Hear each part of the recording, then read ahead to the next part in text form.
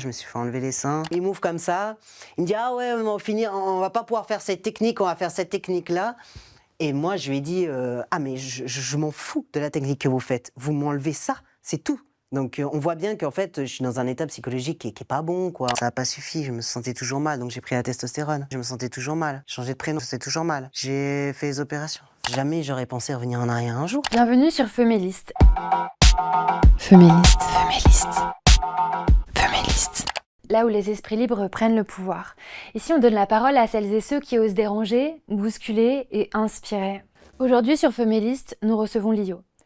Lio habite en Suisse, elle a 36 ans et elle est ce qu'on appelle une femme des trans. C'est-à-dire qu'elle a transitionné pour ensuite arrêter sa transition et finalement accepter son sexe de naissance. On observe que la plupart des personnes qui détransitionnent sont des femmes, mais il est très difficile d'avoir des statistiques précises, car souvent ces personnes ne se signalent pas aux médecins ou aux hôpitaux qui les ont fait transitionner. La docteure Lisa Littman, spécialiste de cette question, estime que sur 100 personnes des trans, seuls 24% ont informé les médecins qui les avaient fait transitionner. Les raisons des détransitions sont multiples. Certaines personnes détransitionnent car elles ne supportent pas l'impact de la prise d'hormones sur leur santé, d'autres parce qu'elles se rendent compte que finalement elles sont homosexuelles et pas trans, d'autres encore se sont rendues compte que la dysphorie de genre n'était qu'un symptôme qui provenait de problèmes psychiatriques non traités. Mais Lio, que nous recevons aujourd'hui, ne se reconnaît pas dans le terme des trans. Dans un texte qu'elle nous a envoyé, elle nous a expliqué pourquoi. Elle écrit « Je suis une femme victime d'un mouvement sociétal. Je n'ai jamais été autre chose. Je suis passée par une représentation psychologique, une emprise psychologique, qui m'a entraînée à être d'accord pour mutiler mon corps. » Nous sommes très touchés de recevoir Lio, car nous savons le courage absolument monstre qu'il faut aux détransitionneurs pour venir raconter leur parcours de vie.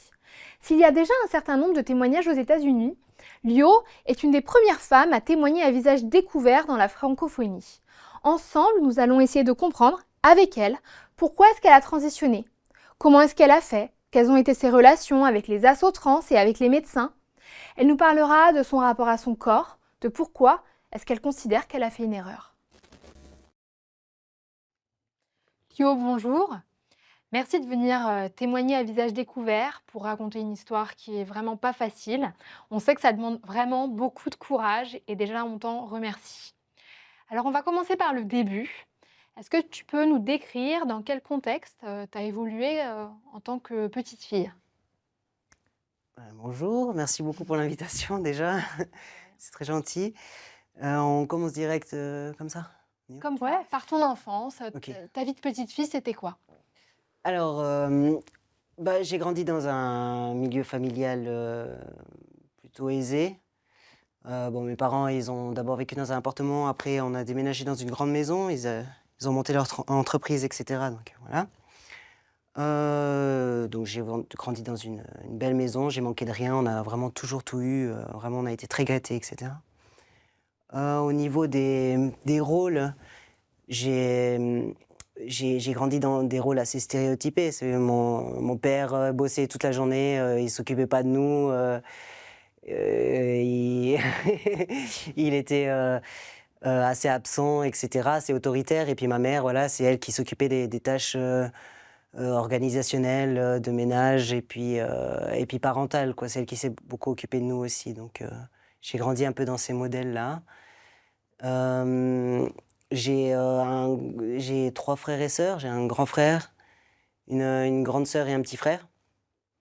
Et voilà, je suis né, j'étais en parfaite santé, physique, mentale, et en parfaite conformité, aucun problème. Donc, T'as un voilà. petit accent, t'habites en Suisse? Et j'ai un petit accent, j'habite en Suisse, ouais. D'accord. Et t'étais quel genre d'enfant? Quel genre d'enfant? J'étais plutôt timide dans ma bulle. Et puis, sinon, j'étais aussi assez colérique et énergique quand même aussi d'un côté, quoi. Ouais. Donc, voilà. Tu avais quel genre de goût? T'étais quel type de petite fille? T'étais la petite fille girly, t'aimais le rose, ou t'étais plutôt celle qui aimait jouer au ballon? T'étais quel genre de petite fille? Euh, non, alors bon, depuis que je suis petite, depuis que j'ai 3 ans, dès que ma mère elle s'approche avec moi d'une robe, j'hurle. Je veux vraiment pas du tout qu'elle me mette de robe, etc. J'ai jamais joué avec du maquillage, des trucs pour les ongles ou quoi que ce soit. Jamais. Je jouais plutôt avec des Playmobil, à raconter des histoires, à faire des choses plutôt imaginaires, mais pas de robe, pas de jupe, pas de kiki dans les cheveux. Mes cheveux, je les attachais, puis je les mettais à l'intérieur de mon t-shirt, dans le dos, pour pas qu'ils me dérangent. Donc déjà, j'avais déjà depuis petite assez de difficultés avec mes cheveux aussi, qui étaient très, très longs et très volumineux et qui me dérangeaient tout le temps. Ouais, ouais. Comment ça se passait à l'école? À l'école, Ouais. bon, moi, à l'école, ça a été un peu compliqué. Bah oui. Ouais, c'est l'entrée à l'école qui a été compliquée. J'ai une séparation avec ma mère qui était un petit peu difficile. J'avais pas très bien compris ce que je faisais là, et du coup, du coup, ben voilà. Après, il a fallu aller à l'école. Les profs m'ont arraché de ma mère et puis ils m'ont porté dans la classe. J'ai essayé de me débattre tout ce que j'ai pu, j'ai pas réussi. Et puis voilà. Mon premier souvenir d'école, c'est moi suspendu à la poignée de la porte. La porte est fermée à clé, et puis il y a un groupe d'élèves qui chantent en rond. Je trouvais ça vraiment très bizarre, mais bon, j'ai fini par m'intégrer quand même. Hein. J'ai fait ma première et ma deuxième enfantine tranquille et tout. Puis après, ben, j'ai eu 2-3 petits événements en première année primaire, parce que j'ai une prof qui était très méchante. Et puis, ben, du coup, là, voilà, ça a été, on était quelques-uns, elle nous a un petit peu traumatisés, quoi. Tirer les oreilles, empêcher de sortir à la récré. Bon, parce que je me barrais, hein, donc voilà, j'étais enfermée après. Et puis, ouais, elle nous classait dans l'ordre qu'elle préférait, elle m'ignorait, elle m'a retiré du spectacle de fin d'année. Enfin, il y a eu plein d'événements comme ça qui fait que déjà que j'étais assez dans ma bulle et tout, après ça, ça m'a pas tellement aidé, quoi. Puis quand je suis arrivée quand je devais avoir 6-7 ans, quand je suis arrivée après en 3e, 4e primaire, ben là, je voulais plus qu'on m'appelle par mon prénom. J'ai commencé aussi à me renfermer un petit peu sur moi-même, à prendre mes jouets, à jouer seule dans la cour de récré. Donc voilà, ça... Tu voulais plus qu'on t'appelle par ton prénom? Parce Ouais. que, bon, évidemment, dans la suite de l'entretien, là, on va parler de la transition que tu as faite. Est-ce que ça, c'était un premier élément, le fait de le rejet de ton prénom? Bon, enfin, c'est un peu compliqué parce que bon, moi si on reprend l'histoire depuis le début, moi j'ai été diagnostiqué transsexuel, F64, ça s'appelait, avec une dysphorie de l'identité sexuelle, et À quel âge? persistant depuis l'enfance, du coup. Ok. Et ben, du coup, ben, j'avais un peu tous les critères, effectivement, quoi. Bon, bah, j'ai refusé de mettre des robes, j'ai refusé d'avoir de l'intérêt pour les choses féminines, j'ai refusé mon prénom, j'aimais pas mes cheveux. Donc il y avait pas mal de choses. Mais il y a eu une petite pause quand même, parce que ça n'a pas perduré quand même. Il faut savoir que j'ai fait du sport très très jeune. Donc ça m'a permis quand même de pouvoir me concentrer sur autre chose que sur ces problèmes que j'avais ou que j'ai rencontrés pendant ma jeunesse. Donc, entre mes 3 et mes 7 ans, il y a eu pas mal d'événements. Puis après, j'ai fait du cheval, hein, jusqu'à mon adolescence. Et là, j'ai eu une période de calme, en fait, où j'ai fait pratiquement que du cheval. Et puis, c'était super. Et puis, voilà, on était tous en groupe et tout. Donc, les animaux ont permis de t'écarter un peu de cette problématique de l'identité? Oui, bon, on n'avait pas, moi j'ai 36 ans, hein, donc on n'avait pas vraiment cette notion-là à l'époque, quoi. Mais disons qu'en fait, déjà quand j'avais des soucis à l'école, et cetera, j'en parlais pas à la maison, parce que quand j'étais plus confrontée aux problèmes, pour moi, c'est comme si ça disparaissait, quoi. Justement, tu parles d'un problème. confrontée au problème. Quel était le problème? Oui, bon, par exemple, je dis par rapport aux maltraitances que j'ai vécues avec la prof, par exemple, ça, c'est pas quelque chose que j'ai ramené à la maison. Donc, quand j'étais plus avec la prof et que je rentrais chez moi, ça n'existait plus.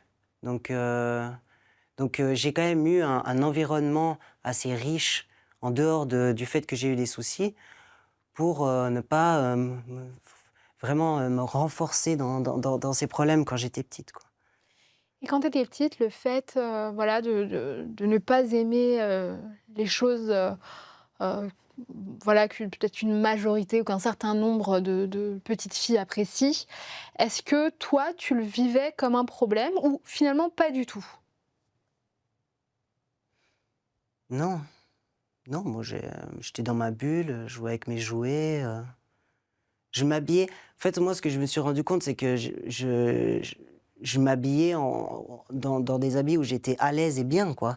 Donc, moi, je courais partout, je grimpais, je sautais, je me roulais par terre, je pouvais facilement m'écorcher ou des trucs comme ça. Donc, un vêtement qui protège la peau, qui est ample, dans lequel on peut bouger, je pense que c'est les vêtements qui me semblaient le plus appropriés pour comment j'étais, quoi. Donc, c'est clair que dans une robe, c'est pas tellement pratique de faire plein de choses, quoi. Et tes parents t'acceptaient tel que tu étais? Ou est-ce qu'il y a commencé à y avoir des tensions Non, à ce sujet? non, ma mère, elle m'a jamais forcé à mettre des robes enfin, juste 2 fois pour un mariage, mais ça a été une guerre, mais sinon, j'ai jamais mis de robe ni de jupe et ça a jamais posé de problème. Ma sœur, elle en a mis, ma sœur, elle s'est maquillée, puis voilà.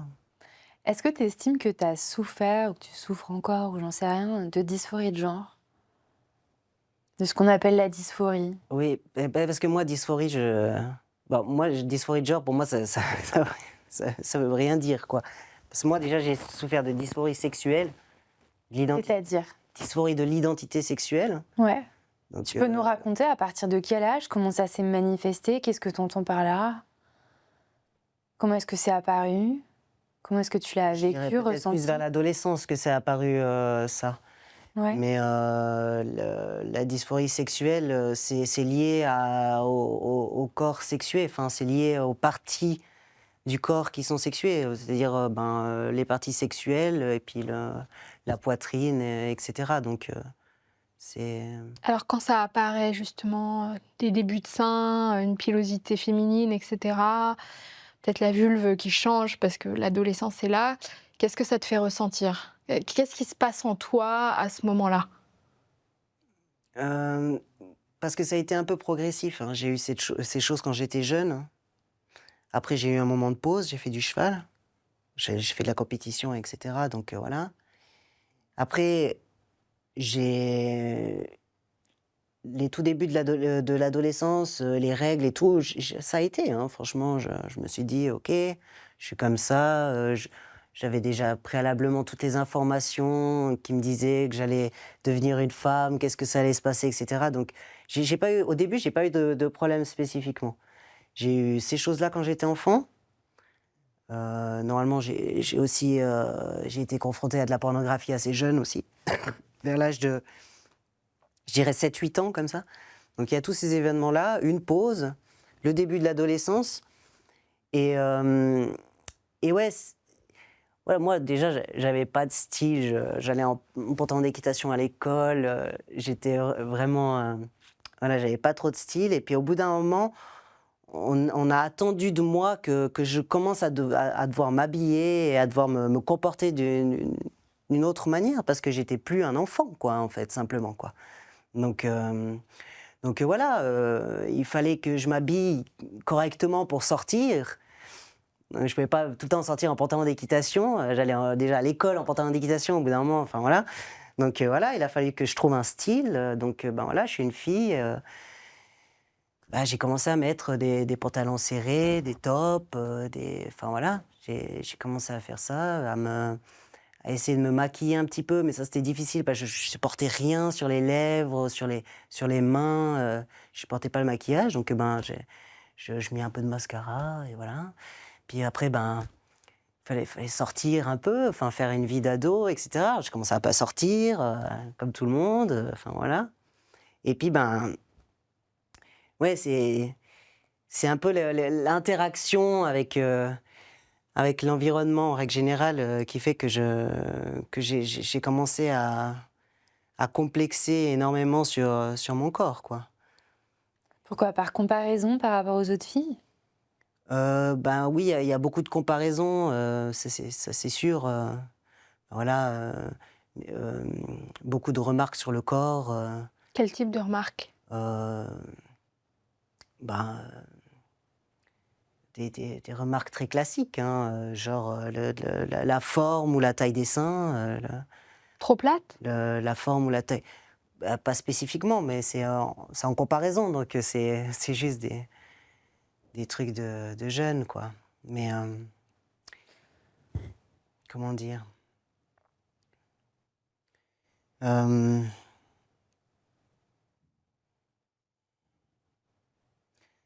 En fait, ça se fait très naturellement, je veux dire, on s'habille d'une certaine manière, les formes sortent, on voit les autres. Après, il y a aussi, ben, les premiers copains, enfin, il y a aussi tout ça, quoi. Et c'était pas qu'un aspect physique, mais c'est aussi, tout ce qui est attrait à la féminité. Enfin, je sais pas, la première fois que j'ai eu un copain, hem, comme déjà j'étais dans un milieu sportif, où j'évoluais et je progressais quand même assez bien. Donc voilà, il y a aussi pas mal de jalousie, il y a aussi pas mal de compétition, et cetera. J'étais dans un milieu où, il y a beaucoup de filles aussi. Et puis, ben, voilà, le premier copain que j'ai eu, j'étais un peu dans une sorte de découverte simple et je me rappelle que tout de suite on m'a dit, hem si tu veux avoir des rapports, il faut aller chez le gynécologue, il faut prendre la pilule, faut pas oublier les préservatifs, il faut enfin, en fait, il y a toute cette pression qui est venue, qui est arrivée comme ça sur moi et à chaque fois, ben, j'ai arrêté la relation parce que je me rendais compte que qu'il fallait qu'on attendait de moi quelque chose et ça, j'ai vraiment eu beaucoup de peine, ouais. Je sais pas si, c'est clair? Ouais, c'est clair. Est-ce que c'est le passage, moi ce que j'entends, c'est que le passage de l'enfance à l'adolescence a été très dur. C'est-à-dire que dans une certaine mesure, le refus de la relation voilà, amoureuse avec tout ce que ça implique, Mmh. cette difficulté finalement, enfin un peu toutes les difficultés que tu décris, j'ai l'impression que c'était trop de te demander à ce moment-là de ton développement de devenir une femme ou une adolescente, à ce moment-là, tu pas prête.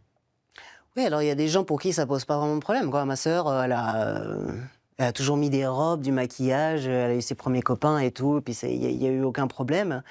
Puis ben voilà, il y a des gens, c'est un petit peu plus, ils ont des prédispositions un peu à la personnalité, quoi. C'est comme ça, mais ouais, ça a été, pour moi, ça a été, pourtant psychologiquement, je savais parce que j'avais les informations, mais c'est vrai que quand ça m'est arrivé, j'ai pas su, j'ai pas su. Puis après, ben voilà, on sort, on essaye de faire comme tout le monde, on essaye de s'intégrer, on essaye les codes, et hem et ouais, j'ai pas réussi, quoi. J'ai pas réussi. Et qu'est-ce que tu te dis à ce moment-là? Tu te dis: «J'ai pas envie d'être une fille, je ne suis pas une fille» ou «J'ai envie d'être un garçon, je suis un garçon»? Enfin, c'est quoi le positionnement même mental, Oh, mais ça se, dégrade vraiment très gentiment, hein. Donc il y a déjà toutes ces phases quand je suis enfant, il y Ouais. a cette pause, il y a l'adolescence. Mmh. Et après, il y a les expériences avec les hommes. Moi, j'ai eu un copain quand j'avais 15 ans, avec qui j'ai eu mes premiers rapports et après qu'on a eu les premiers rapports, après, notre relation elle a vachement changé aussi, il est devenu très jaloux. Enfin, ça a été hyper compliqué. Et ça m'a beaucoup marqué. J'avais été très marqué par ça, j'avais 15 ans à l'époque. Hein. Lui, il en avait 22 ou 23. Et du coup, violent, brusque, jaloux, énervé tout le temps. Enfin, j'osais plus, je savais plus sur quel pied marcher. C'était vraiment hyper compliqué, quoi. Et du coup, il y a eu ces expériences-là. Après, j'ai tout bazardé. Puis après, j'ai rencontré une fille. Puis là, ça a été une porte de sortie aussi, quoi. Donc, je suis rentré dans le milieu gay. Et là, j'étais là. J'ai coupé les cheveux, j'ai remis mes t-shirts quand j'étais gosse, des pantalons bas le cul. Et puis là, déjà, ça m'a permis de pouvoir éviter toute cette sexualisation extérieure. Parce qu'avant, quand je sortais, quand j'avais 15 ans, c'était beaucoup dans le milieu sportif. Hein. On buvait beaucoup et tout, c'était beaucoup plus facile de boire et puis d'accepter certaines choses. Et puis, voilà, après, donc, il y a eu cet épisode que je vous ai raconté. Après, il y a eu ce passage dans l'homosexualité. Et puis, là, ça a pas mal changé ma vie, hein, ce passage dans la communauté gay, quoi. Donc, je vais me faire un peu taper sur les doigts, mais... Donc, qu'est-ce qui se passe? Tu rentres dans le milieu lesbien. On entend quand même, d'après ce que tu dis, que c'est une forme de libération quand même pour toi, parce qu'enfin, tu n'es plus obligé de coller au code de la féminité traditionnelle, etc. Et comment tu passes de ce moment finalement peut-être un peu de joie, de découverte de ce milieu lesbien à je suis trans, je suis un homme. Comment le glissement se fait? Très, très lentement. Parce qu'au début, je me suis dit... en fait, je suis gay. Donc, comme je vous dis, je reprends, je coupe les cheveux, je deviens très masculine, si on veut, comme ça. Et puis après, là, je sors avec beaucoup de filles qui sont très féminines. Et je commence à me faire une image de la femme qui fait que je m'en éloigne de moi-même, quoi. Donc plus je dis ça c'est une fille, je veux sortir avec une fille qui est une fille, et que j'idéalise qu'est-ce que c'est une fille, plus j'arrive plus à me retrouver là-dedans, et plus je commence à créer une différence en fait entre les filles et moi, quoi. Et puis là, déjà physiquement je me transforme, donc je ressemble plus du tout à une fille, quoi. Raser le crâne, la crête, vraiment j'ai eu toutes les coupes de cheveux possibles et imaginables, et puis je montais déjà des brassières quand je montais à cheval, parce que voilà, c'est sport, mais là encore plus, donc vraiment j'ai gardé vraiment ça, et puis après il y a tout ce rapport à la femme qui je trouve qui était pas sain, quoi, parce que je me suis transformé en une espèce de macho ridicule, vraiment à claquer. Par exemple, donne-nous des exemples. T'étais quel type de macho? Et vraiment le gars classique, quoi. Je veux dire, comment on parlait des filles, comment on les regardait, comment on était avec elles. C'était typiquement des hommes, quoi. On s'était transformés en hommes, je trouve, avec mes potes, quoi. C'est mes potes filles, hein, donc. Hein. Mais ouais. C'est-à-dire un regard prédateur sur les filles, c'est-à-dire? Ouais, on s'est transformés en des espèces de coureurs de jupons. Donc quoi, le pécho le plus de filles possible, voilà, collectionner? il faut avoir le plus de filles possible, il faut avoir la plus jolie, il faut tout lui donner. Donc c'est ce qu'on a fait, quoi, ce que j'ai fait.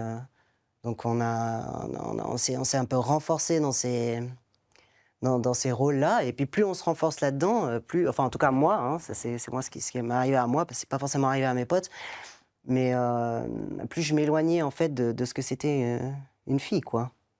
Et j'arrivais plus à me retrouver, ni à sentir un sentiment d'appartenance, ni avec les homosexuels, ni avec les femmes. Mais aussi, il faut savoir que dans le milieu gay, c'est pas évident non plus, quoi. Je veux dire, moi, les hommes gays, ils m'ont quand même aussi... enfin bref. Disons que le langage n'était pas toujours super sympa envers les femmes, quoi. genre avec ta chatte mouillée, avec tes pies, voilà. Enfin voilà, ils avaient quand même les hommes gays aussi une façon de, ils aiment pas les femmes, donc ils ont aussi une façon de la décrire qui est assez, qui est des fois pas très valorisante quoi. Donc aussi dans ce passage gay, donc au final moi vers la fin j'arrivais plus du tout à me retrouver dans ce milieu-là non plus. Les filles qui étaient homosexuelles, elles parlaient très bien de leur féminité, même si elles étaient masculines, alors que moi, là, j'arrivais plus, quoi. J'arrivais vraiment plus. Et puis, je suis sortie avec des filles qui aimaient pas les filles, quoi. Donc, je suis sortie avec des filles qui étaient hétérosexuelles, qui se disaient hétérosexuelles. Donc, ça m'a encore plus ancrée dans cette... Comment elle pouvait être hétérosexuelle lorsqu'elle sortait avec toi qui avais quand même, enfin, je veux dire, encore, enfin, t'avais un vagin, des seins, donc, quel discours qu'elles te tenaient? Est-ce qu'elles t'ont validé dans l'idée que tu étais un homme? Est-ce qu'elles t'ont dit, en fait, toi, t'es vraiment un mec? Non, en fait, on m'a jamais dit ça, mais en fait, je pense que c'est de ma faute aussi, parce que je performe dans dans autre chose que le féminin, en tout cas, on peut dire. Donc, ça peut attirer certaines filles. Mais ces filles-là, elles se décrivent bien comme hétérosexuelles, pas comme homosexuelles, quoi. Donc, elles cherchent quand même pas à sortir avec une fille. Ok. Et à quel moment alors tu commences à te dire je vais transitionner? Bon, moi, je me suis jamais dit je vais transitionner, hein, parce que Ok. pour moi, ça a été toujours comme si c'était en fait la réponse normale aux questions que je me posais. Donc, Alors c'est quoi la première étape? Qu'est-ce qui se passe? la première étape, c'est de plus réussir à s'identifier aux femmes. Ouais. Donc, à quel Ça, âge? tu nous l'as décrite. À quel âge ça se passe? Ça se passe vers 20 ans, Mhm. comme ça. Et ben après, je cherche des réponses, quoi. Parce que je vois que les filles, elles arrivent à parler de leur féminité, même si elles sont masculines, ça leur pose pas de problème. Elles s'identifient aux autres femmes sans que ça pose problème. Mais moi, j'arrive plus, quoi. Donc je commence à dire, ouais, je me sens ni garçon ni fille, je suis un mélange des deux ou je suis rien des deux. Je commence à me dire ça. Et je commence à créer une différence entre les femmes, entre les homosexuels. Et là, je rentre en fait dans la communauté trans qui est accolée à la communauté gay, en fait, hein, simplement. Hein. Donc je vais une première fois dans une asso. Puis là, je découvre en fait qu'il y a un monde qui ressemble à tout ce que je décris, en fait. Pourquoi tu vas dans cet assaut à la base? Avec quelle demande? J'ai atterri là parce que ça répondait aux questions que je me posais déjà. C'est-à-dire qu'il y avait déjà des informations, des définitions qui rentraient dans ce que moi je me décrivais, quoi. Donc je me sens ni garçon ni fille, ou un peu des deux. Ok, tu cherchais des personnes. Je veux plus mes seins. Hmm. Mes seins ne sont pas des seins. Mes seins sont des excès de graisse. Et alors, qu'est-ce qui se passe dans cet assaut? Je rentre dans l'assaut, je rencontre une personne qui a déjà fait une transition, qui me montre son torse, sans cicatrice, absolument magnifique. La personne, elle est bien dans sa peau. Et puis en plus, elle est quand même vachement différente de moi. Ça veut dire que c'est une fille qui est devenue un garçon, mais qui veut quand même avoir des enfants. Alors je me dis, moi, ça va. Moi, je veux juste pas de seins. Et je me sens un peu au milieu des deux. Donc je me dis, que je suis vraiment pas un cas ni exceptionnel, ni trop extravagant. Donc voilà, je me dis que c'est exactement ça, quoi. Donc après, on me donne des informations concernant les transitions, qu'est-ce que je peux faire, etc. Puis après, on me redirige vers un psy. Tu te sens accueillie dans cet assaut? Tu te sens bien? Enfin, les gens sont gentils avec toi? Enfin, quelle émotion tu as quand tu découvres qu'il y a des gens qui vivent un peu les mêmes choses que toi? Ah oui, oui, alors je me suis sentie, soulagée, savoir que ça faisait déjà un moment que je cultivais un mal-être, que j'avais été voir plusieurs psys, une fois, mais qu'à chaque fois ça se passait pas mal, la personne, soit se moque de ce que je dis, soit me dit: «Mais c'est de la enfin, c'est de la folie, enfin, ça n'est pas possible», donc voilà, disons que j'ai pas trouvé écho et j'ai continué à chercher et là j'ai trouvé écho et là j'arrive, je suis déjà pas bien avec moi-même, et hem et je vois, quelqu'un qui me dit: «Ben, moi je suis super bien depuis que j'ai fait ça», et en plus, ça a l'air de correspondre à exactement, en tout cas un petit peu près, enfin à peu près, ça correspond, en partie à ce qu'elle vit aussi quoi, quand même. Donc ça veut dire que si elle existe, moi aussi, bah, j'existe quoi. Donc c'est un peu comme ça que ça commence, ouais. Ok, donc ça te donne envie de le faire finalement. Et donc si on te donne le contact d'une psychologue, c'est pour commencer à rentrer dans un parcours médical, c'est comme ça que ça se passe? Mmh. Donc est-ce que tu peux nous décrire le parcours médical? Donc l'asso te renvoie d'abord vers une psy qui doit Mmh. produire un certificat, c'est ça? Oui, alors en fait, moi, je voulais juste pas mes seins Ouais. et le protocole, c'est, 1 année de suivi. C'est 2 ans de suivi, je crois, à l'époque. 2 ans de suivi, 6 mois de prise d'hormones et après tu peux avoir accès à l'ablation. Ok. Moi, je voulais juste qu'on m'enlève les seins, en fait. Je voulais pas de testostérone, je voulais rien, quoi. Moi, je Alors voulais être neutre. pourquoi cette, obsession de se faire enlever les seins? Ça décrivait quoi les seins pour toi? Ça te gênait physiquement? Pourquoi les seins? Ben, c'est vrai que les seins, ça c'est la première chose qui est en contact, je trouve, avec les gens, quoi. Tu vas faire la bise quand tu es tout de suite en proximité, et toujours les seins qui touchent, et cetera, et en plus de ça, c'est quelque chose qui est énormément sexualisé, quoi, je veux dire, hem, c'est censé être une zone érogène, c'est censé être, enfin, plein de choses, quoi, donc du coup, ouais, hem, on n'arrête pas de les tripoter, les toucher, enfin, comme ça, les gens se permettent un peu tout, en fait. Et ouais, moi j'ai pas réussi à supporter ça, quoi. Du coup, bah, d'abord j'ai caché, j'ai scotché et puis après j'ai dit: «Non, non, mais en fait c'est des excès de graisse». Je commençais à avoir, à définir ça d'une autre manière pour que ça soit plus supportable et pour finir, j'ai dit: «Il faut m'enlever ça, quoi». Ok, donc le parcours classique, normalement en Suisse, c'est donc la lettre du psy, ensuite 6 mois obligatoires sous testostérone, et Mmh. puis pour avoir ensuite accès à l'ablation des seins. Normalement, tu dois avoir 2 ans de suivi psy, D'accord, 6 mois de testo et après tu peux avoir accès. d'accord. Puis Qu'est-ce qui là s'est passé dans ton Là, il cas? m'a dit: «Ah oui, oui, il y a pas de souci, il y a besoin que de 3 mois de suivi psy et c'est bon, tu peux faire l'opération». Ok, Bon, faut savoir que moi, je me sentais pas malade. J'avais juste, une deuxième fois l'impression que les choses qui m'étaient arrivées enfant ou ça prenait sens, en fait. Ça Quand j'étais jeune, j'avais eu deux trois trucs avec des filles, donc quand je me suis déclarée homosexuelle, j'étais là: «Ah oui, c'est ça». Et puis, ben, la même chose là, cette fois-là, quand on m'a dit, «Ah mais en fait tu es trans», je fais: «Ah bah, c'est pour ça que je refusais mon prénom. Ah c'est pour ça que je refusais les robes. Ah c'est pour ça que je m'habillais comme ça. Ah c'est pour ça que j'aimais pas, être attribuée aux filles».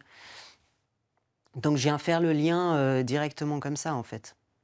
Et le psy, moi je me suis jamais sentie malade, donc pour moi c'était vraiment, une, un protocole en fait, qu'il fallait faire, mais pour moi, j'avais rien à faire chez le psy. D'ailleurs, je l'ai vu que 2 fois et puis, après on a et donc le psy, tu le vois 2 fois. Qu'est-ce qui se passe avec le psy? Il y a des questions exploratoires, enfin, voilà, où il te fait ton certificat direct et puis finalement tu es envoyée direct, à la prise d'hormones et toute la suite, du parcours médical? heu, on se voit 2 fois et puis il me fait, une anamnèse. C'est quoi? C'est un... Il demande qu'est-ce que c'est mon histoire, il me fait un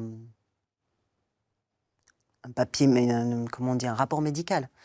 Et qu'est-ce qu'il dit ce rapport? Et puis le rapport médical dit que je souffre de rien, sauf de ça. Donc je souffre d'une dysphorie de l'identité sexuelle persistante depuis l'enfance. Et que je suis du coup diagnostiquée transsexuelle F64, si je me rappelle bien. Donc voilà. Il n'y a aucun moment de remise en question où le psy essaye de t'expliquer que on a le droit d'être une fille qui n'aime pas les robes, on a le droit d'être une fille qui est lesbienne, on a le droit de... Enfin, voilà. Le psy n'essaye pas de t'expliquer qu'il y a différentes façons d'être une femme au monde? Non. Non, pas du tout, non. Moi, j'arrive là-bas avec une conviction. Lui, il est spécialiste de ça. Tu coches les cases et puis voilà. Ouais. Et puis, en plus de ça, enfin voilà, moi, je me sens pas malade. J'ai franchement pas envie d'être là. Lui, il me dit que de toute façon, j'ai pas besoin d'être là tant que ça. Donc après, lui, il envoie les papiers aux assurances. Puis ben, c'est là que ça a commencé un petit peu à merder parce que, désolé, à pas se passer correctement parce qu'en fait, ben, il y a un protocole, les assurances ne veulent pas prendre en charge. Sauf que là, ben, je me retrouve dans une situation qui va en fait me renforcer à fond parce que je vais avoir cette réponse qui m'illumine avec le soutien et l'accord de psy, de l'association, etc. Et je vais avoir un refus de l'État, en fait, de mon pays, quoi. Donc là, j'ai pété un plomb, quoi. Donc j'ai vraiment essayé donc j'ai demandé aux associations qui m'ont aidé pour faire des lettres, qui m'ont demandé de prendre un avocat, etc. Donc j'ai encore fait toutes ces démarches. Donc ça me renforce encore plus dans le combat, dans ce qui est censé être juste, parce que ben, je suis censé avoir le droit de ça. Alors voilà, et puis ben, pour finir, je finis par me faire opérer en clinique privée, puis c'est moi qui paye, quoi. Donc voilà, c'est comme ça que ça s'est passé. Ça s'est passé comment? C'est la clinique, Ah ouais? ben, ça s'est passé que, ben voilà, il m'a enlevé les seins, quoi, comme ça. J'ai attendu 1 année de combat avec les assurances et tout, puis après j'étais là, bon, c'est très bien, je me débrouille. Et la clinique privée, ils te font ça sans rien demander? Enfin, n'importe qui peut se faire retirer. Si demain je veux me faire retirer les seins comme ça d'un coup, je peux? Bah, c'est une bonne question. J'ai pas la réponse. Je me demande. Bah, dans ton cas, ça... Ah oh, mais moi j'avais un diagnostic, hein. Ah, il y avait le diagnostic. D'accord. J'ai un diagnostic. Ils n'ont pas voulu prendre en charge, mais j'ai le diagnostic. Donc le chirurgien se base sur le diagnostic. Ok, bon, concrètement, tu arrives là-bas dans quel état? Les échanges avec l'équipe médicale, ça se passe comment? Avant l'opération, ça se passe comment? L'opération en elle-même, ça se passe comment? Et tu te réveilles comment? J'ai vu, je sais pas moi, 2-3 fois le chirurgien à tout casser pour des explications, en fait. Je vais faire cette technique, je vais pas faire cette technique. Vous êtes sûr? Si jamais vous regrettez, moi je vous repose des seins, il n'y a pas de souci. Moi, j'ai même pas calculé, quoi. Pour moi, j'étais dans quelque chose. Je prenais les informations que j'avais envie, et puis le reste, c'était blackout, quoi. Et puis, je me rappelle très bien qu'avant l'opération, juste avant l'opération, hein, je suis assis sur mon lit, là, et puis j'ai le médecin, là, qui m'ouvre le... Donc moi, déjà, je supporte pas mes seins. Ouais, il m'ouvre comme ça, il me dit « Ah ouais, on va pas pouvoir faire cette technique, on va faire cette technique-là. » Et moi, je lui ai dit « Ah mais je m'en fous de la technique que vous faites. Vous m'enlevez ça, c'est tout. Vous m'enlevez ça. » Donc on voit bien qu'en fait, je suis dans un état psychologique qui est pas bon, quoi. On voit bien que je suis... que c'est pas réfléchi, que c'est émotionnel, que c'est... Bon, bref. Et puis après, ben, le réveil, ça a été affreux. Affreux.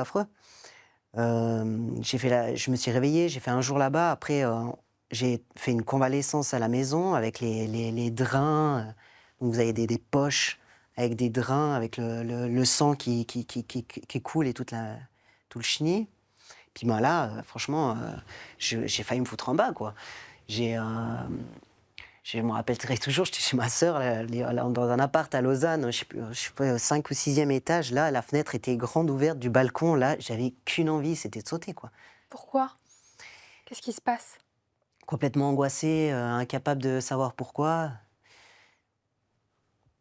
Et il fallait juste que ça s'arrête, cette angoisse et ce mal-être, quoi. Donc la seule solution, c'était de se dire, vas-y, je saute, quoi. Alors heureusement que j'étais super bien entouré, j'avais une compagne, j'avais ma sœur et tout, donc bon, ça c'est. Alors justement, cet entourage, J'avais la Euh, communauté. qu'est-ce qui se passe quand voilà, tu annonces que tu vas te faire retirer les seins, que tu te diriges vers ce parcours? Qu'est-ce que pensent tes parents, tes frères et sœurs, ta compagne? Enfin, les gens te valident là-dedans ou est-ce qu'il y a quand même un peu entre guillemets des garde-fous? Qu'est-ce qui se joue? Euh, Bon, ma mère n'a pas du tout été d'accord, hein. Je veux dire, elle me dit c'est de la mutilation. Même par la suite, elle m'a dit que. Enfin, c'est comme si on lui avait enlevé ses seins à elle, en fait, quand je lui ai dit ça. Mais vous savez, moi j'ai été éduqué dans une génération un peu comme vous, hein, je pense, hein. On a été éduqué, donc il ne faut pas juger, il faut accepter les autres, il faut. Voilà, chacun pense ce qu'il veut et c'est pas un problème. Et non, moi j'ai été élevé là-dedans. Donc moi, quand j'ai été dire à mes potes, je vais me faire enlever les seins, il n'y a personne qui m'a dit, attends, qu'est-ce qui se passe et tout. On m'a dit, mais si c'est ce que tu ressens, c'est ce qu'il faut que tu fasses. Vous voyez? Donc on a été éduqués aussi un petit peu là-dedans, nous. Donc voilà, mes amis, en plus de ça, c'est pas comme si je ressemblais à une fille, quoi. J'avais rien d'une fille. J'étais tellement rentré avec l'homosexualité, avec ce côté très garçon et tout. J'ai déjà été tellement rentré là-dedans que franchement, c'est ce qui semblait être le plus proche de moi, c'était de transitionner, quoi. Avec le recul, t'aurais aimé qu'ils te disent quoi, ton entourage? Oh là là. Qu'est-ce que t'aurais eu besoin d'entendre à ce moment-là? Oh, mais je pense simplement qu'il aurait fallu que je me confronte à ce que je suis au lieu de me renforcer dans ce que je ne suis pas, quoi. Mais qui aurait pu faire ce rôle-là? À qui- C'est-à-dire qu'il y en a plein aujourd'hui des femmes justement qui s'embarquent dans ce chemin. C'est le rôle de qui? C'est le rôle des parents? C'est le rôle de l'État? C'est le rôle de l'école? C'est le rôle de qui aujourd'hui? Oui, bah, c'est une bonne question. Mais bon, les parents, on ne peut pas leur en vouloir, quoi. Je veux dire, être parent, c'est pas génétique, hein, on fait pas, on fait comme on peut, hein. Mais je pense que le plus gros problème, c'est les professionnels, quoi. Je veux dire, les psys, quoi. C'est eux, quoi. Déjà, c'est eux qui posent le diagnostic. Et c'est eux qui posent le pas de diagnostic, quoi. Donc pour moi, tout part de là, quoi. Les associations aussi, enfin, je veux dire. Est-ce que tu regrettes d'avoir enlevé tes seins aujourd'hui? Ah bah oui, ah oui, bien sûr. On parle parfois d'une sensation de sein fantôme. Mhm. C'est quelque chose que tu ressens? Mm. Tu peux dire ce que ça fait?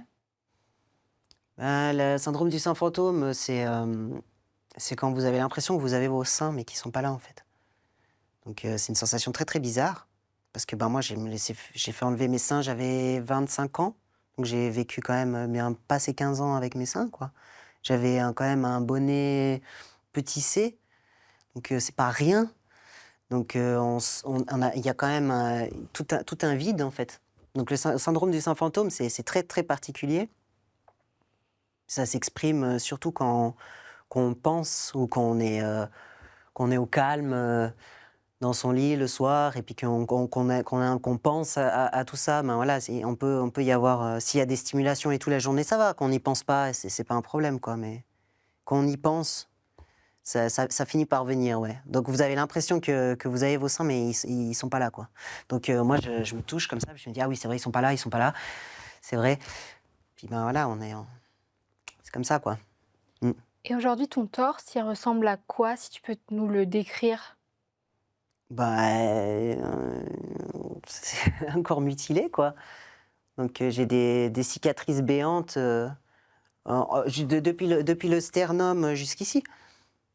On m'a aussi, découpé le téton parce que, ben, forcément, les seins, ça élargit le téton et puis, ben, si vous voulez avoir un torse d'homme, ben, on va vous découper encore les tétons, ouais. On te l'a découpé pour te le replacer, c'est ça? On a découpé pour,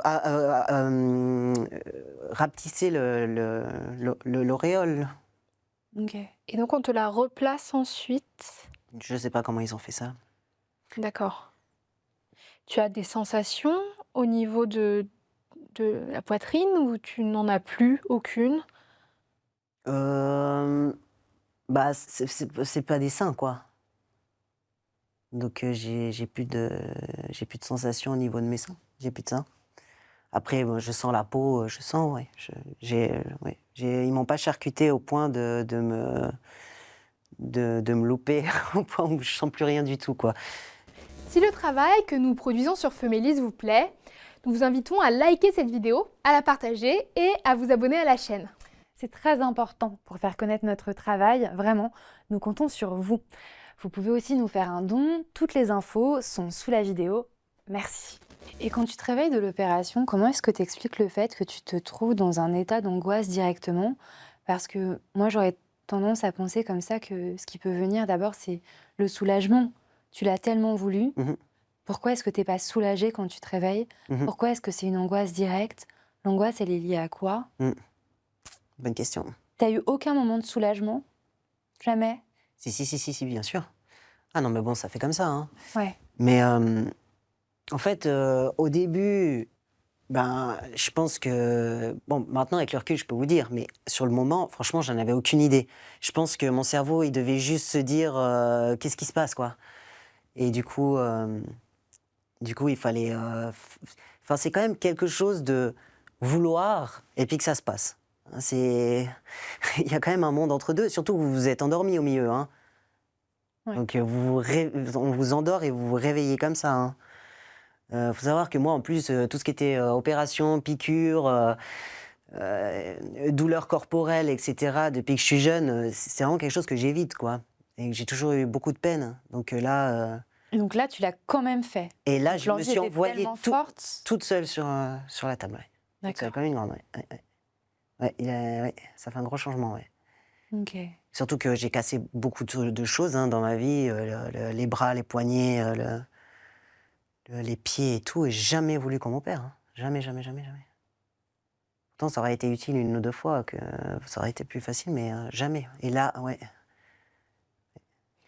Et tu prenais de la testostérone ou pas du coup pendant tout ce temps? Non. D'accord, donc en fait, c'est comme s'ils zappent une partie du protocole quand même. Vu que dans le protocole, normalement, fallait quand même prendre de la testo. Il y a 10 ans en arrière, c'était le protocole, ouais. Mais il y a 10 ans en arrière, on était transsexuels et c'était le protocole, quoi. D'accord. Mmh. Et tu as pris de la testostérone après? Ouais, ben, après j'ai eu, je sais pas moi, au moins 2 mois où, je dormais dans le lit de ma mère, quoi. J'étais vraiment dans un état pas possible. Et bah, la communauté qui dit: «Ouais, c'est normal, ça va passer, t'inquiète pas, faut que le cerveau se fasse et tout machin». Bon, mais ça finit par passer, hein, bah, ouais. C'est clair qu'au bout d'un moment, ça cicatrise, puis voilà, quoi. C'est quelque chose que vous avez voulu, donc on finit par se construire, une idée en se disant: «Ouais, ouais, non, mais en fait, c'est ce que je suis et tout, c'est juste dur et tout», donc voilà. Et puis, ben, c'est là que je me suis dit, bon, parce que quand même, quoi, je veux dire, femme sans sein, c'est bizarre, quoi. Donc je me suis dit, ouais, en fait, je suis trans, mais je voulais pas me l'avouer, donc voilà. Puis c'est là que j'ai commencé la testostérone. Genre, je me suis fait opérer en janvier, en mois d'avril, j'étais sous testo, quoi. En fait, finalement, pour accepter les conséquences délétères de la mammectomie, tu te construis un récit. C'est à ce moment-là que tu commences à te construire un récit. Ouais. Avant, tu te disais pas que tu étais trans. Et là, tu commences à te construire un récit trans. Je C'est ce que font beaucoup de personnes. sais pas. Ok. Je sais pas. Je peux pas répondre pour les autres, quoi. Moi, en tout cas, je sais que quand j'ai fait cette transition, puis qu'après je voyais d'autres personnes qui faisaient, ça me renforçait en moi, quoi. Je me disais, ah, mais si eux ils le font, si eux ils sont comme ça, c'est que c'est juste et que c'est juste que je fais, que j'existe. Donc quand vous rencontrez des gens, plus vous rencontrez des gens qui le font, plus ça entretient la validité de votre propre histoire et de votre propre démarche, quoi. Donc, est-ce que tu peux nous parler de la suite? Donc, tu vas prendre de la testostérone. Qu'est-ce qui va se passer? Et puis après, il me semble que tu vas faire une deuxième opération. Oui, donc je vais commencer la testo. Ça va très très bien se passer, hein. À moins que vous faites des problèmes allergènes, ou que vous ayez des mauvaises réactions, ça reste un stimulant, hein, donc ça booste, hein. Et puis en plus de ça, ben, vous avez des effets quand même assez bénéfiques parce que ben, si vous détestez votre corps, etc., ben, je veux dire, vous devenez très musclé, très facilement. Enfin voilà, donc De la pilosité? encore De la pilosité sur le visage qui arrive? pilosité sur le visage et tout, mais après ça va être quand même, ça va quand même dépendre de votre génétique. Parce que moi, j'avais pas de poils. J'avais quand même trop de poils pour être une fille, alors je devais quand même me faire chier, m'embêter pour l'épilation, etc. Mais j'ai jamais eu, même avec 10 ans de testo, j'ai jamais eu de poils, quoi, vraiment, hein. Donc ça va quand même dépendre d'une prédisposition génétique. Mais oui, effectivement, vous avez de la pilosité qui arrive sur le visage. Et la voix? La voix qui change, ouais. Là, aujourd'hui, c'est...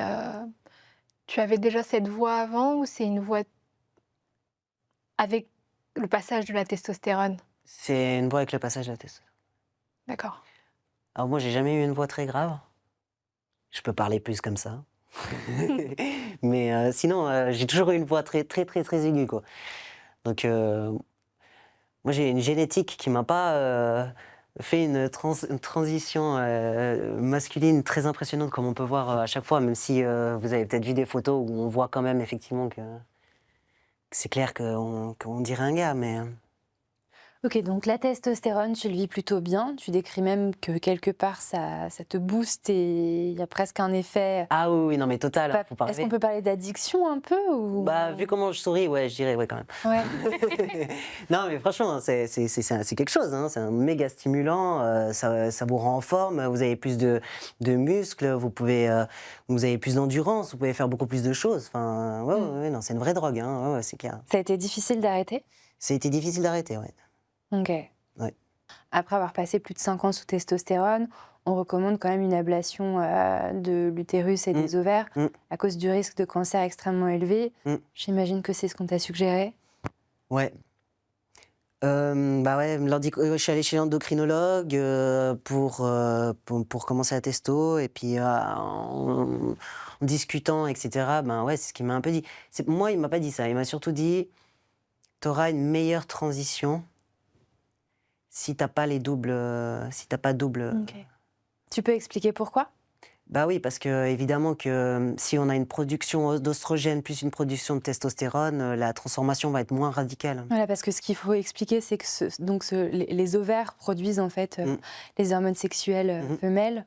Et donc, en effet, si ces hormones sexuelles sont produites par le corps, en effet, on garde plus de caractéristiques femelles. Donc, c'est pour ça que l'endocrinologue te dit ça. Et finalement, donc, c'est l'argument qui te convainc. Non. J'ai changé mes papiers d'abord. Ouais. Et sur mes papiers, dans mon dossier, c'est bien marqué que je veux pas faire ça. D'ailleurs, c'était un petit peu une petite victoire parce qu'avant, on était obligé de stériliser pour changer les papiers. Donc là, c'était une victoire de réussir à avoir les papiers sans réussir ça. à avoir les papiers sans ça, ouais. Ok. Mais Donc à ce moment-là, tu changes de prénom. ouais, change de prénom, change d'état civil. Ça y est, t'es un homme officiellement. Ouais, c'est ça. Tu le vis comment? C'est une victoire? C'est une victoire, ouais. C'est une joie? Ouais, ça va avec la victoire, ouais. Est-ce que dans la rue, On te reconnaît plus facilement comme un homme. Qu'est-ce que ça fait? Mm. Bon, faut dire que ça m'arrivait déjà sans Ok. faire aucune opération ni testo. Mais après l'opération, ça double. Une fois qu'on a enlevé les seins, ça double. Puis alors après, avec la testostérone, ça triple, quoi. Mais alors, ça procure quoi comme sensation? Oh, de la tranquillité, hein, Ok. c'est tout. C'est juste que vous n'êtes pas regardé de la même manière quand vous êtes un garçon ou une fille, donc vous êtes juste tranquille, quoi. Après, voilà. Enfin, ça, on va en parler après, mais bon, moi j'ai toujours été complexée, donc comme j'avais peur qu'on croie que je suis une fille quand même, j'ai jamais été tranquille toute ma vie, quoi. Donc voilà, même si effectivement ça apaise, mais ça n'enlève pas tout, quoi. Ok. Est-ce qu'il y a la peur qu'on découvre que tu ressembles à un homme mais t'es une femme? Est-ce que t'as peur qu'on te violente parce qu'on le découvre? Par exemple, qu'un homme pense que t'es un homme mais finalement t'es une femme, alors du coup il se comporterait soudainement, violemment, différemment? Non, j'avais plus peur de ça pour les voyages, mais pas chez moi.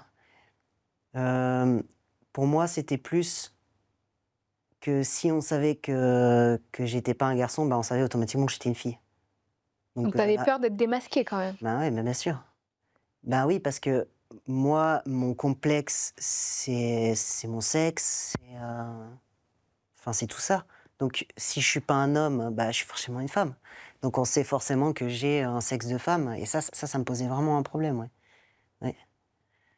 Ok. Et donc, suite du parcours, en 2018, donc, je crois que c'était ça, 2018, hein, 2018. hystérectomie totale, Mhm, ablation de l'utérus et des ovaires. mhm. Ça se passe comment? Bah, très mal. T'es reçu comment par l'équipe médicale? Oh, ouais, d'accord. Eh oui. L'endocrinologue me suggère que c'est mieux, que j'aurai une meilleure transformation. Mhm. Puis il me dit que de toute façon, si c'est un choix, ben, il faut avancer, quoi.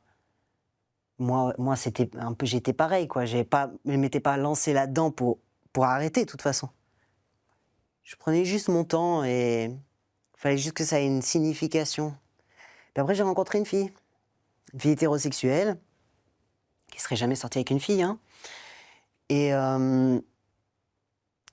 là, ben, c'est clair que, voilà, quoi, c'est pas top, quoi. Vous avez des ovaires, un utérus, enfin voilà, vous êtes avec une fille qui va être avec un mec.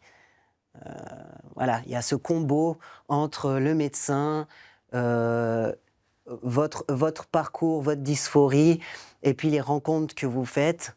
Et puis ben, ce combo fait que j'ai dit, ah ouais, non mais là, il faut loin, quoi.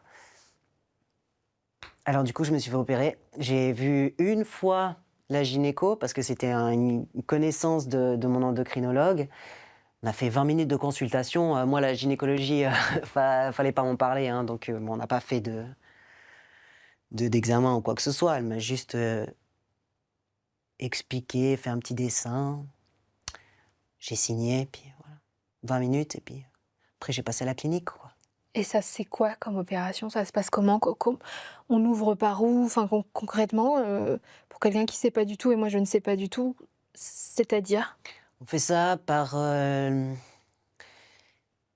avec des caméras. C'est je sais plus comment ça s'appelle, hein, j'ai un D'accord. problème avec le nom. On passe par le vagin? Euh, On ouvre le ventre? non. On passe avec des caméras ici et vers le nombril. Et puis après, on sort tout par le vagin. D'accord. Mais ils viennent couper par ici. Et après, ils sortent comme ça. Mais ça, je le sais maintenant, hein, je ne savais pas. Je ne voulais pas savoir. Ouais. D'accord. Je ne voulais pas savoir, moi.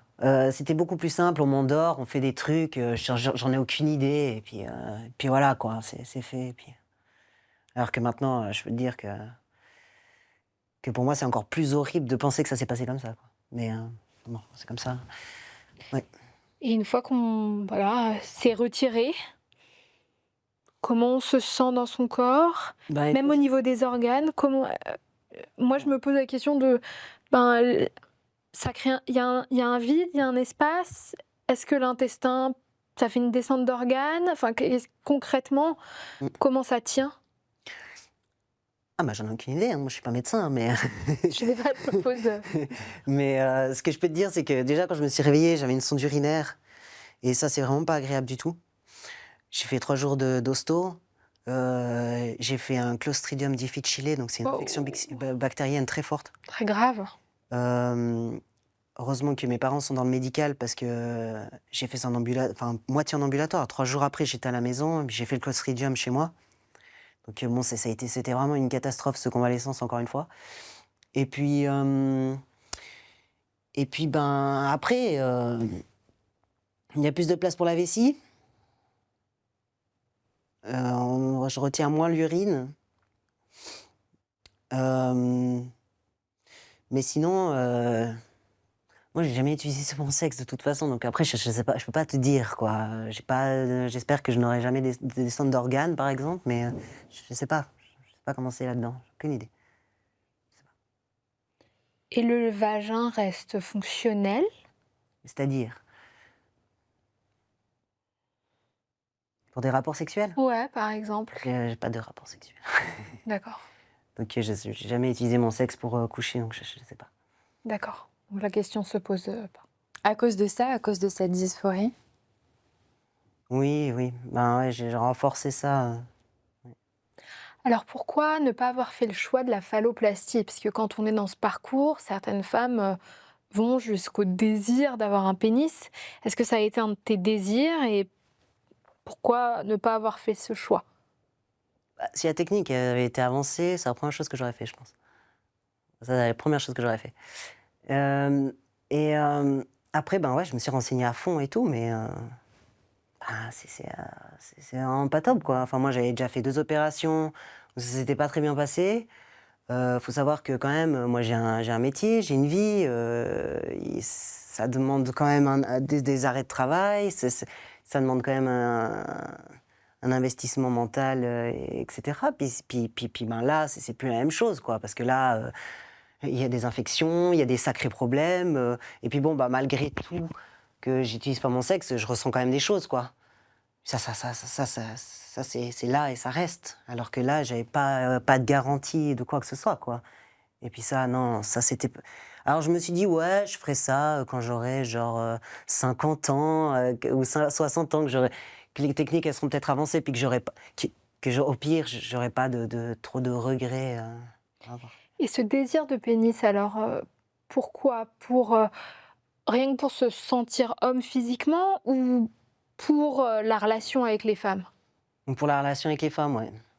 Et puis ouais, parce que ça semble tellement être le Graal que voilà, quoi. Finit par avoir envie aussi, quoi. Donc tu nous as dit que pendant ce temps-là, tu as eu plusieurs compagnes. Il y en avait une même qui était là, d'après ce que je comprends, au moment de la deuxième opération, Mhm. c'est ça? Mhm. Les femmes qui sont attirées par des femmes qui transitionnent dans l'espoir de devenir un homme, qui sont-elles? Et ouais, ouais, si tu peux répondre un peu à ça, enfin, le Bah, profil. je me suis posé la question, ouais. Parce que la dernière fille avec qui je suis sorti, c'était clair qu'elle voulait pas sortir avec des filles, quoi. Pour elle, c'était vraiment pas possible du tout. Les lesbiennes, c'était limite. Donc, je me pose vraiment la question de l'orientation sexuelle de ces filles. Est-ce qu'elles sont pas bi ou homosexuelles, en fait, et puis que du coup, c'est beaucoup plus facile de sortir avec une fille qui est devenue un garçon parce qu'on passe pour des hétérosexuels.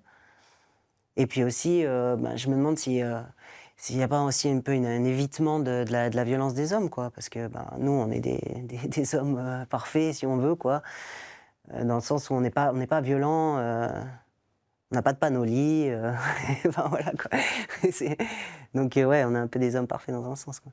Et justement, le fait que tu n'aies pas de pénis, lorsqu'elle dit être une femme hétérosexuelle, c'est... Elle en dit quoi? Hors caméra, là. Hors caméra, d'accord, Hors caméra, là. ça marche. On n'en parlera pas alors. Est-ce que tu estimes que tout ce parcours médical, ces opérations, à un moment, elles ont pu atténuer ta dysphorie de genre? Parce que tu décris quand même des pics d'anxiété, une détresse, des angoisses à un moment qui ont mis des semaines à se résorber, une forme de panique, voilà. Mais est-ce que quand même, à certains moments, ça a permis d'atténuer une certaine souffrance, d'effacer un petit peu la dysphorie? Bah, momentanément alors. Mmh. Mais disons que, déjà vu qu'il y a plusieurs phases, ben, dès qu'il y a un remous, ben, on repart sur une autre opération. C'est-à-dire? Ben, dès que, ben voilà, je sais pas, je me suis fait enlever les seins, ben après ça a pas suffi, je me sentais toujours mal, donc j'ai pris la testostérone. Puis après ça a pas suffi, je me sentais toujours mal. J'ai changé de prénom, après ça a pas suffi, je me sentais toujours mal. J'ai fait les opérations, enfin voilà. Et puis non, la dysphorie, jamais, jamais elle disparaîtra parce qu'on ne vit jamais 100% tout le temps dans cette idée-là, en fait. Quand on rencontre des nouvelles personnes, quand on va chez le médecin, on est toujours confronté à la réalité à un moment donné. Donc la dysphorie, elle peut pas s'arrêter, quoi. Ça, c'est pas possible. Enfin, je veux dire, même, enfin voilà, plus tard, quand je vais mourir, le médecin légiste, il va bien voir que j'étais pas un homme. Si on retrouve mes ossements dans 200 ans, on verra bien que j'étais pas un homme. Donc en fait, ça reste vraiment dans un tout petit contexte, avec moi-même et avec les gens qui sont d'accord de valider ça. Mais dès qu'on sort de ça, ben, la réalité, elle revient automatiquement. Et du coup, ben, la dysphorie, elle est là, quoi. Pourquoi est-ce que tu as pris la décision aujourd'hui d'accepter ton sexe de naissance? Comment est-ce que ça s'est fait? Il y a plusieurs éléments, mais déjà des relations continuellement chaotiques. Euh, C'est-à-dire? des relations avec mes compagnes chaotiques. Ouais. Donc, ben voilà, un mal-être, une façon de relationner. Donc ça, c'est assez chaotique. Puis après, Excuse-moi de te vas-y. couper. Non, non, c'est moi qui m'excuse, mais ça me fait juste penser à une autre question. Est-ce que tu penses que quand on est trans, c'est possible d'avoir une vie sexuelle, amoureuse, romantique, stable, ou bien on est toujours confronté finalement à des problèmes? Je sais pas. Tu saurais pas répondre. Je sais pas parce que ça dépend aussi de la personne qui est avec vous, hein. Quelles étaient les problématiques qui faisaient que c'était chaotique? Est-ce que c'est en lien avec cette Bon, transidentité? moi, par exemple, ce qui a été chaotique dans ma relation, c'est qu'on m'a considéré tellement comme un homme qu'en fait, ça m'a créé de la dysphorie. Parce qu'il y a des choses auxquelles je ne pouvais pas répondre, parce que je ne suis pas vraiment un homme. Donc quand on me confronte trop quand même à ça, ben, ça finit par me créer de la dysphorie parce que je ne le suis pas, en Par fait. exemple, quoi exactement? Eh ben, hors caméra. Ok, ça marche. Non, non, je me disais, c'était peut-être Mais quelque chose c'est souvent d'attitude, dans des contextes sexuels, D'accord, c'est ok. souvent... Enfin, ouais. Puis même, je sais pas, moi, je ne produis pas de sperme, quoi. Donc, bah forcément, ben, pour tout ce qui est maternité, etc., on ne peut pas, quoi. Il faut trouver d'autres moyens, quoi. C'est obligatoire. Donc, toujours, au bout d'un moment, ça coince, quoi. Ok, donc la question initiale qui était, voilà, comment est-ce que finalement tu as décidé de revenir, d'accepter ton sexe de naissance? Donc il y a cette question des relations, puis Mhm. ensuite tu allais me dire d'autres choses. Oui, et puis après, bon, ben, il y a eu un... j'ai été aussi énormément confrontée au discours que moi-même j'avais, quoi. Et puis quand par exemple j'ai un homme ou des hommes qui disent qu'ils sont des femmes et puis qui viennent dire oh bah une femme c'est pas forcément quelqu'un qui a des seins, une femme c'est pas forcément quelqu'un qui a un utérus, une femme c'est pas forcément quelqu'un qui a des ovaires. Donc moi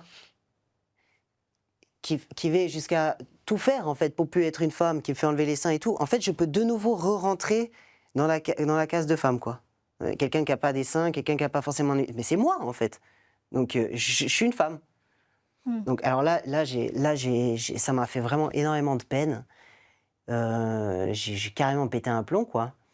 Et je me suis dit, mais attends, si moi je peux rentrer de nouveau dans cette catégorie, se dire que les hommes qui deviennent des femmes, bah, ils peuvent aussi rentrer dans la catégorie des hommes, puis aussi dans la catégorie des femmes. Puis en fait, on peut tous rentrer ou ne pas rentrer dans ces catégories. Donc en fait, on n'est plus rien. Puis après, je me suis dit, mais putain, mais moi je suis... Pardon. Après, je me suis dit, mais c'est pas possible, mais moi je suis pas rien, en fait. Je ne suis pas rien. Et puis c'est là que j'ai dû me dire, ouais, ben voilà, c'est bon, quoi. Depuis le début, j'ai la réponse devant les yeux et il faut que j'accepte qu'en fait, je suis une fille. Alors après, je me suis dit, bon, ben, c'est bon, moi je suis une fille, mais vous êtes des garçons. Et puis cette histoire, c'est terminé, quoi. Ça a pris combien de temps de réaliser ça? Ça a pris des mois, ça a pris des années, Oh bah, ça m'a pris 9 ans pour revenir en arrière. Puis moi, jamais j'aurais pensé revenir en arrière un jour dans cette idée-là, quoi. Jamais j'aurais pensé que ce serait possible que je... Enfin, moi, j'étais partie comme ça pour toute ma vie, quoi. Même à me dire, je ferai des opérations plus tard. Donc non, pour moi, c'était vraiment pas envisageable. Mais c'est vraiment la confrontation de tout ça qui m'a... que c'était trop. Et puis au bout d'un moment, bah, faut... Et comment on revient en arrière? Ça veut dire quoi? Ouais. Donc ouais, au bout d'un moment, j'ai... Donc bon, alors j'étais bon, alors maintenant, c'est comme ça. C'est bon, je suis une fille, j'ai compris. J'ai compris qu'en fait, bah, c'est pas une torsoplastie que j'ai fait, mais qu'on m'a amputé des seins. Donc voilà, c'est des réalités qui changent de tout au tout, quoi. Donc et après, il faut accepter cette nouvelle réalité. Ça, c'est pas évident non plus. Puis ben voilà, j'ai commencé à chercher d'autres discours, Et puis ben, j'en ai trouvé, quoi. Parce que en fait, je suis pas du tout la seule personne à être dans mon cas, quoi. Est-ce que t'en veux aux médecins? Ouais, bien sûr, à fond, ouais. Oui, Pourquoi? énormément. T'estimes qu'ils auraient dû agir comment? Mais j'estime. Qu'est-ce qu'ils n'ont pas vu? Qu'est-ce qu'ils ont raté? C'est pas de la médecine, quoi. Ça, c'est sûr. La médecine, c'est pas ça. C'est pas d'enlever des organes sains. C'est pas d'agir sur des corps qui ont pas de problème, quoi. Je veux dire, moi, je suis pas né personne intersexe. Je suis né en parfaite santé. J'avais aucun problème. Et puis, je souffrais de rien. J'ai pas eu un accident. J'ai pas de cancer. J'ai pas de maladie. J'ai rien. Donc, pour moi, c'est totalement incompréhensible qu'on enlève des organes, quoi. C'est dingue, quoi. Enfin, pour moi, c'est pas de la médecine, quoi. Pour moi, c'est un autre cursus que la médecine, quoi. C'est pas de la médecine, quoi. Parce que pour qu'on comprenne, les dégâts, pour toi, aujourd'hui, c'est quoi? Bah, les dégâts, c'est que déjà, on m'a retiré la possibilité de pouvoir m'accepter. Ça veut dire que jamais j'aurai la possibilité de pouvoir m'accepter. Ça, c'est quand même psychologiquement pas évident, quoi. C'est-à-dire de pouvoir t'accepter en tant que femme? Donc, en tant que femme, de pouvoir accepter les organes que j'acceptais pas, en fait, simplement, quoi. Et je pourrais jamais, du coup... Alors maintenant, on est dans une société de solutions. Alors maintenant, on me dit, oui, mais bon, tu peux tout faire de faire reposer des seins et tout. Mais c'est pas des seins, en fait. Moi, je sais ce que c'est des seins. Je suis une femme, j'en ai eu, on me les a enlevés. Donc je sais ce que c'est d'avoir des seins. On va pas me poser du plastique sous la peau en disant, oui, c'est des seins. Enfin, je pense que j'ai déjà été dans un délire assez longtemps pour savoir que c'est pas des seins, quoi. Donc non. Donc voilà, je vais devoir vivre avec ce corps mutilé toute ma vie. Et puis ben voilà, je suis partie avec ma mère en vacances là 3-4 jours. Ben, je veux dire, c'est très difficile de repasser pour une fille, quoi. Très très difficile. Donc, Les gens t'identifient en homme la plupart du temps? Les gens m'identifient en homme la plupart du temps. J'ai beau me raser, j'ai beau... Enfin voilà, Maintenant, il faudrait que je mette des jupes et tout. Alors, j'ai jamais supporté ça. Je dois vraiment maintenant accentuer le plus possible pour pouvoir passer pour une fille. Puis moi, j'ai l'impression des fois, si je me maquille trop et tout, d'être en jupe, j'ai l'impression d'être un trans des fois, comme tellement que ça me... Donc ça me va pas, quoi. Mais ouais, c'est pas facile de... Est-ce que tu es médicamentée? Est-ce qu'hormonalement, tu as besoin d'hormones pour réguler ce que tu n'as plus naturellement depuis qu'on t'a fait ces opérations? Ouais, j'ai pas le choix. On peut pas vivre sans production hormonale, donc j'ai pas le choix d'être sous traitement. Donc je serai sous traitement toute ma vie, quoi. Tu prends quoi? Je prends des oestrogènes et de l'ostradiol. Ouais. Donc bon, là, c'est le même bordel, hein. Je veux dire, avant, on ne savait pas ce qu'on faisait en m'injectant de la testostérone. Maintenant, on sait pas tout à fait ce qu'on fait. Bon, on a un petit peu plus de protocole parce que bon, il y a des femmes qui ont eu des cancers qui se sont fait opérer et puis maintenant qui sont... Mais c'est pas quand même tout à fait la même chose que moi, quoi. Mais ben voilà, là, on m'a donné un traitement et puis on a changé 3 mois après. Après, j'ai fait une prise de sang, ça allait pas, on a rechangé. Donc on va un peu comme ça, à tâtons. Aujourd'hui, les médias parlent de détransitionneurs, de détransition. Mm. Quand on s'est parlé au téléphone, tu m'as dit que tu refusais le terme détrans. Est-ce Mm. que tu peux me dire pourquoi? Oui, parce que pour moi, c'est pas du tout une réalité, ce mot. Déjà, détransition, enfin, déjà, ça ne veut rien dire parce qu'on peut pas revenir en arrière, donc voilà. En plus, pour moi, il n'y a pas de transition, donc il n'y a pas de détransition. Et puis,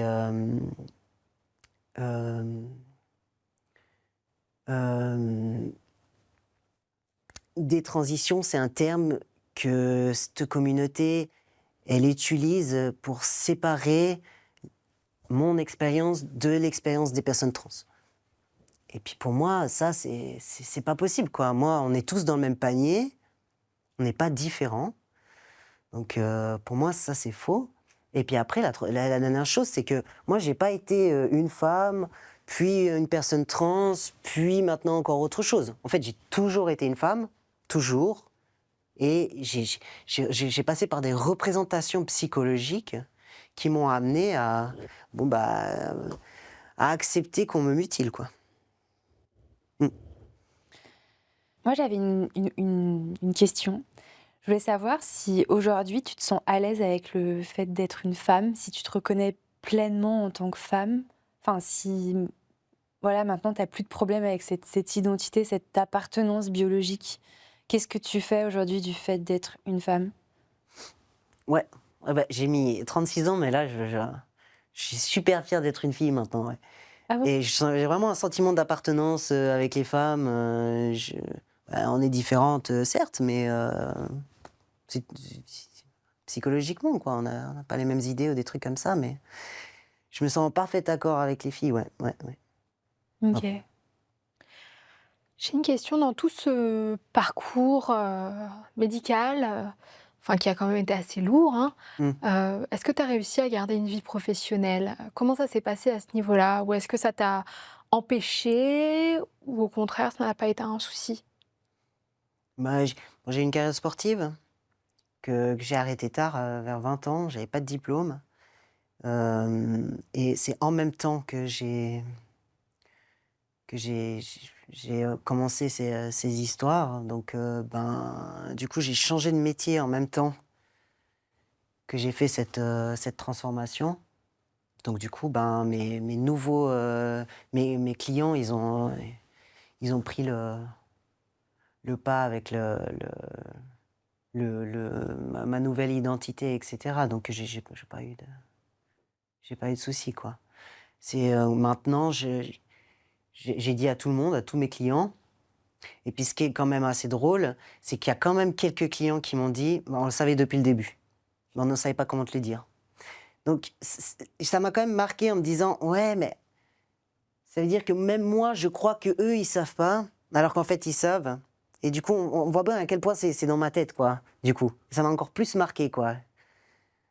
Alors ouais, voilà. Si tu pouvais t'adresser aujourd'hui à des jeunes femmes, à des adolescentes qui sont sur cette pente, qui commencent à avoir envie de transitionner, je sais que tous les parcours ne se ressemblent pas et qu'elles peuvent avoir envie de transitionner parfois pour des raisons légèrement différentes des tiennes, mais qu'est-ce que tu leur dirais? C'est la question. Ah ouais, question très difficile, je sais.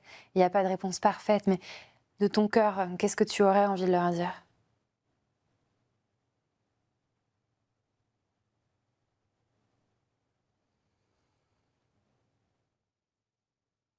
Il faut être fier d'être des filles, quoi. Faut arrêter de vouloir être des garçons.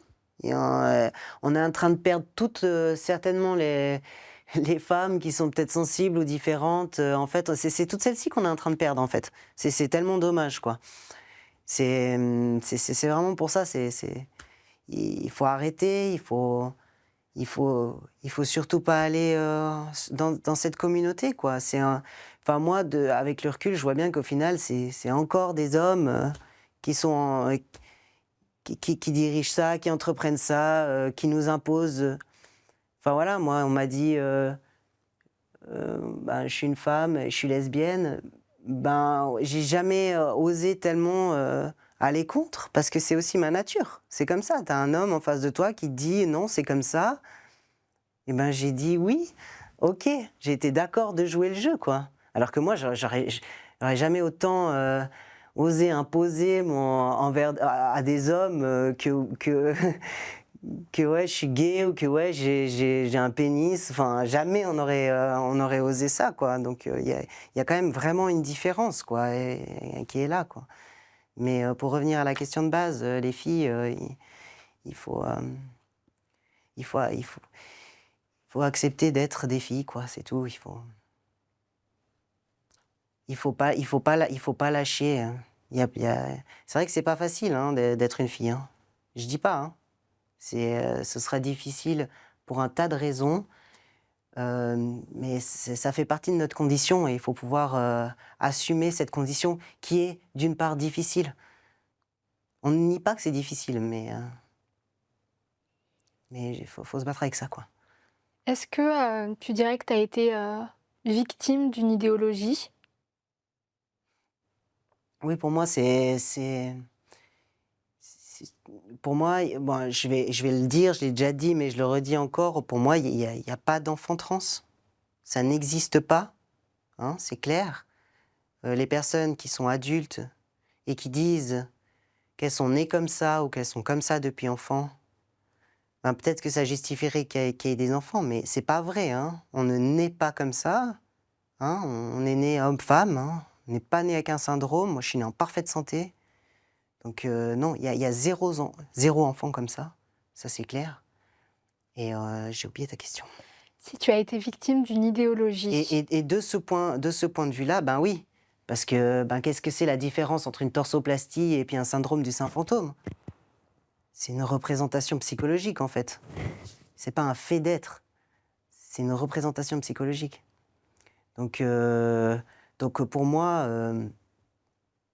enfin voilà, puis ça a des origines. Ça a commencé à un moment avec des hommes dans l'histoire. Enfin, on peut aller chercher l'origine de ça. Donc ouais. Pour toi, qui as été donc victime de cette idéologie, qu'est-ce qu'on peut faire pour lutter contre? Comment il faut lutter contre aujourd'hui? Pour que ça n'arrive plus jamais à des femmes. Bah, pour que ça arrive plus jamais, il faut tout arrêter, quoi. Il faut tout cesser. Donc il faut arrêter de rembourser. Il faut arrêter de penser que c'est de la médecine et puis qu'elle soigne. C'est de la mutilation, c'est pas du soin.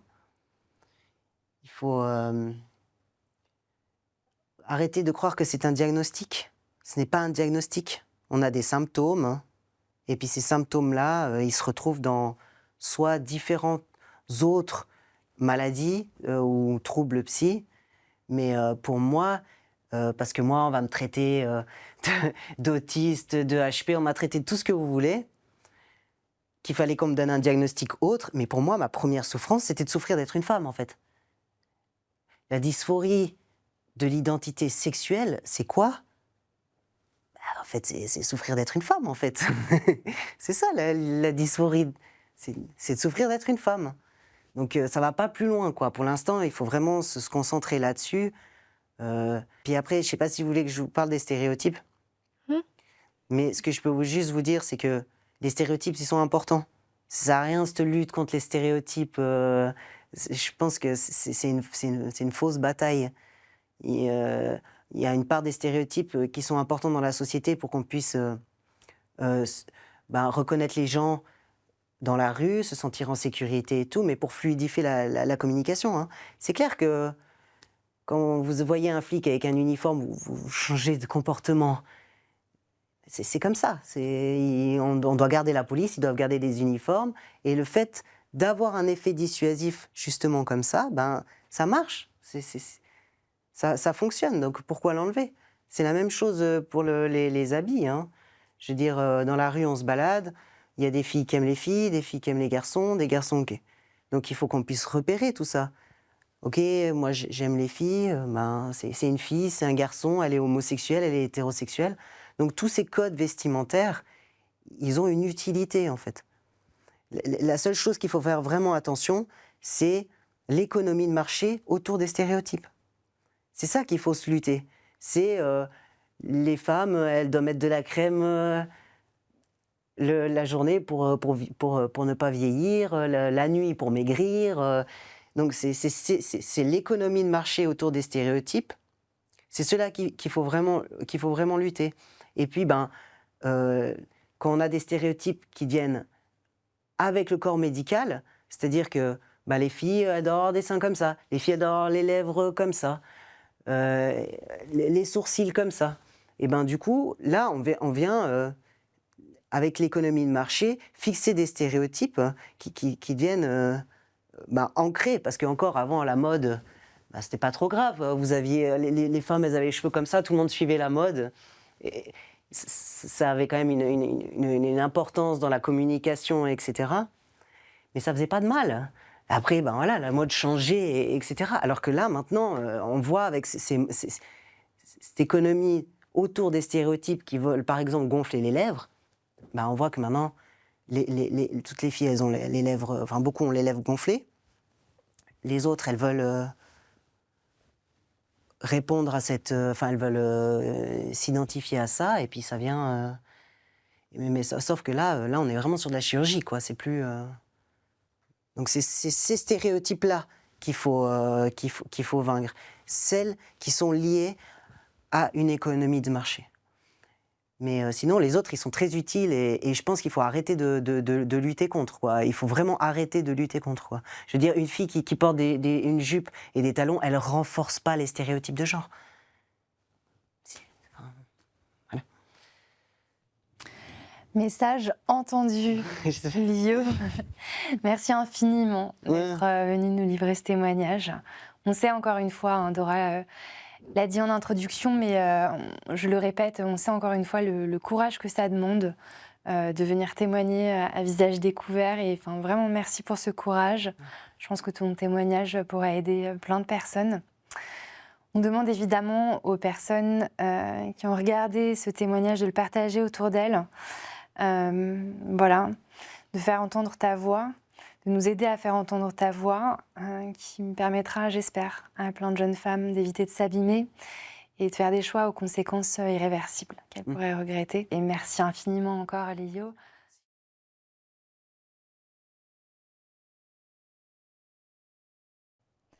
Si vous êtes encore là, c'est que le contenu qu'on produit vous plaît. Alors, s'il vous plaît, aidez-nous. Partagez cette vidéo autour de vous, likez-la et surtout, par-dessus tout, abonnez-vous à cette chaîne, s'il vous plaît, abonnez-vous à cette chaîne. En fait, ce qu'il faut comprendre, c'est que plus vous nous soutiendrez, plus on pourra en fait continuer à produire des vidéos. C'est vraiment quelque chose qui va ensemble, main dans la main. Donc s'il vous plaît, faites cet effort-là, ça changera tout pour nous. On compte sur vous et puis si vous avez envie, vous pouvez en plus de ça nous faire un don.